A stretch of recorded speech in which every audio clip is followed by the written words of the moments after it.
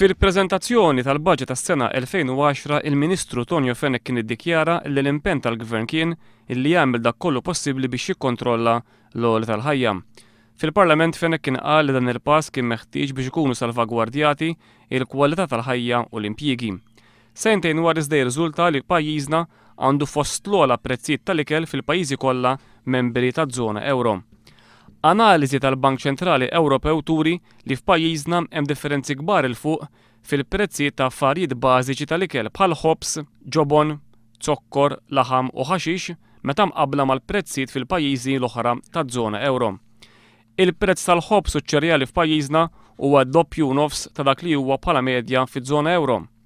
Għal ħalib, ġobon u bajt, il-konsumaturi Maltin u Għawċin qegħdin iħallsu darba u nofs ta' dak li jħallsu ċittadini illi jgħixu f'pajjiżi membri taż-żona euro. Il-laħam, iż-żjud, zokkor, ġamm, għasel, ċikulata u affarijiet oħra simili jiswew id-doppju f'pajjiżna ta' dak li jiswew fiż-żona euro. L-ikbar differenza fil-prezzijiet iżda tirriżulta f'dak li huwa ħaxix. Hawnhekk il-prezzijiet f'pajjiżna jinsabu mexxin fuq linja illi hija għal kollox bil-kontra ta' dak li qed jiġri fiż-żona euro.